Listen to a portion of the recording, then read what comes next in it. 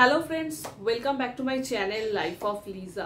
तो इसके पहले मैंने एक वीडियो अपलोड किया था जहाँ पे मैंने आप लोगों के साथ ये शेयर किया था कि फॉलिक्यूलर स्टडी करके आप एक ही बार में कैसे कंसीव कर सकते हो, उसके लिए आपको क्या क्या स्टेप्स आपको मेंटेन करना है। तो आज इस वीडियो में मैं आपको बताऊंगी, आपने एक फॉलिक्यूलर स्टडी कर लिया है, आपका एक 18 मिलीमीटर तक ग्रो हो गया है, एज पर डॉक्टर आपका एक का क्वालिटी भी अच्छा है, आपका एक रप्चर भी हुआ है आफ्टर इंटरकोर्स। तो उसके बाद जाके आप अपने प्रेगनेंसी को कैसे कंफर्म कर सकते हो। देखिए, मोस्टली 100% प्रेगनेंसी कंफर्म करने के लिए एक ही वे है, वो है यूरिन प्रेगनेंसी टेस्ट। तो अभी ये यूरिन प्रेगनेंसी टेस्ट मतलब आपने फॉलिक्यूलर स्टडी किया है, एक आपका रप्चर हो गया है, उसके बाद यूरिन प्रेगनेंसी टेस्ट तक का जो गैप है वो बहुत ही वो टाइम पे वो गैप बहुत ही ज़्यादा लगता है।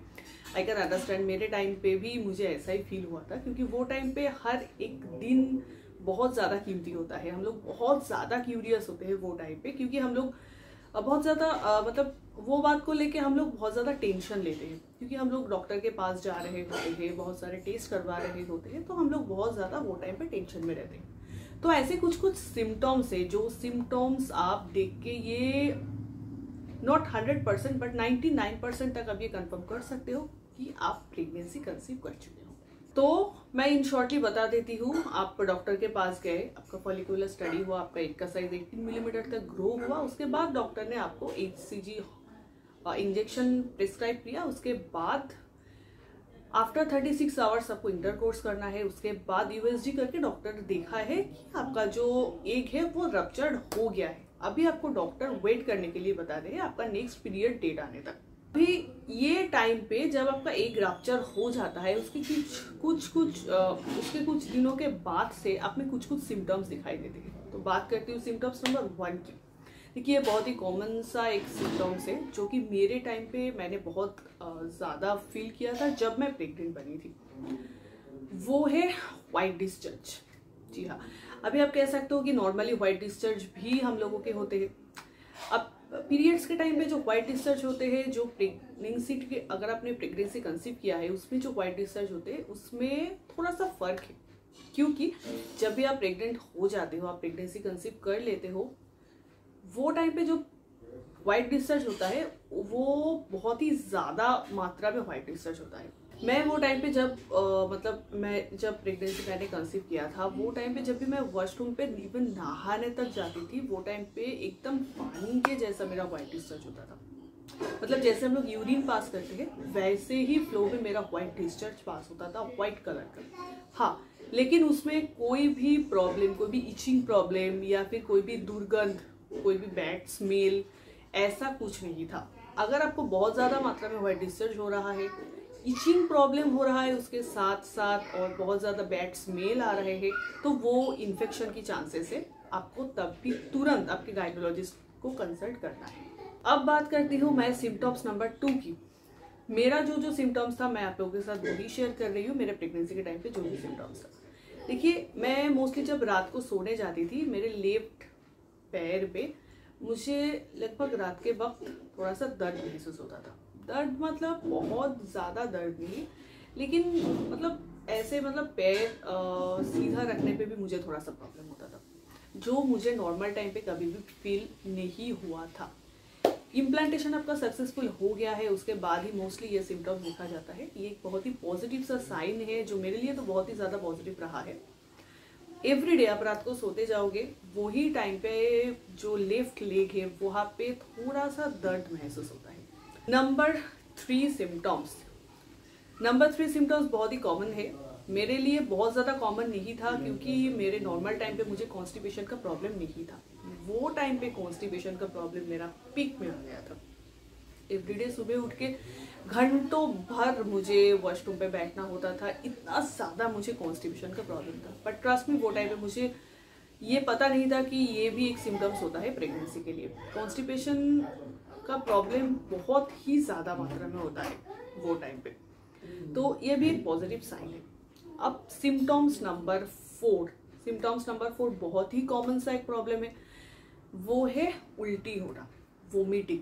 नोजिया, वोमिटिंग का मतलब ये नहीं कि एवरीडे आपका उल्टी होगा, लेकिन नोजिया मतलब वोमिटिंग जैसा फील होना वो टाइम पे बहुत ज़्यादा वो होता है। इवन ऐसा भी होता है कि जो खाना हम लोग नॉर्मल डे पे बहुत ज़्यादा पसंद करते हैं वही खाना देख के हमें उल्टी जैसा फील होता था। मुझे भी वैसा ही होता था। नॉर्मली मुझे सुबह के टाइम पे जो भी खाना पसंद था मैं पहले वो खाती थी, पोहा जैसे कि, या तो फिर दूध या कॉर्नफ्लेक्स। लेकिन वो टाइम पे मुझे वो सब मतलब नॉर्मल कोई भी खाना देख के मोस्टली सुबह के टाइम पे मॉर्निंग सिकनेस बहुत ज़्यादा होता है, नोजिया फीलिंग बहुत ज़्यादा होता है। तो ये भी एक पॉजिटिव साइन है कि आप प्रेगनेंसी कंसीव कर चुके हैं। लास्ट जो सिम्टम्स मैंने मेरे टाइम पे बहुत ज़्यादा फील किया था वो था थोड़ा सा चेंज हो जाता है। मतलब हम लोग जैसे जिसको कहते हैं प्रेगनेंसी ग्लो, वो टाइम पे बहुत ज़्यादा फील होता है। अब प्रेगनेंसी ग्लो मतलब ये मैंडेटरी नहीं है कि हमेशा आपकी स्किन चमकने लगेंगे।